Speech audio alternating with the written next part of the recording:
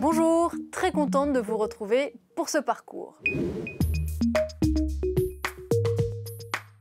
Aujourd'hui, on va parler de l'importance de lire un article ou un contenu et de ne pas se contenter simplement de son titre ou d'une image.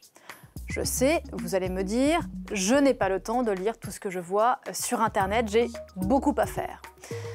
C'est vrai qu'on ne lit pas toujours un article du début à la fin en réalité. On lit le titre, on regarde la photo, le début du texte et puis on a l'impression qu'on sait déjà de quoi il s'agit.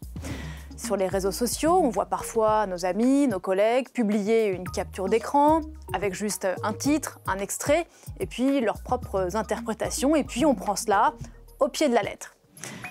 Eh bien attention, parce qu'on peut se faire manipuler, bien sûr, surtout lorsque les titres sont volontairement alarmistes ou qu'on n'a aucun élément de contexte. Il faut alors aller à la source, faire ses propres recherches et lire au-delà des gros titres. Un exemple, cet article a pour titre « Une infirmière s'évanouit après avoir reçu un vaccin contre le Covid ».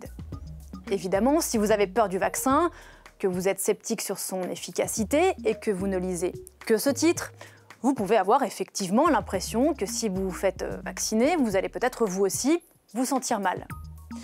Mais si vous lisez l'intégralité de l'article, vous vous rendrez compte que cette infirmière explique aussi que ça lui arrive régulièrement d'avoir des malaises à cause de la douleur, et donc pas en particulier à cause de sa vaccination anti-Covid. En cherchant encore un peu, vous pouvez trouver des articles en ligne qui montrent que cette infirmière va bien, ce qui permet de vérifier effectivement cette version.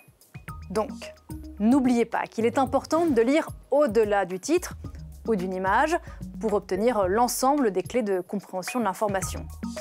C'est tout simple et ça vous permettra d'éviter d'être trompé par une intox.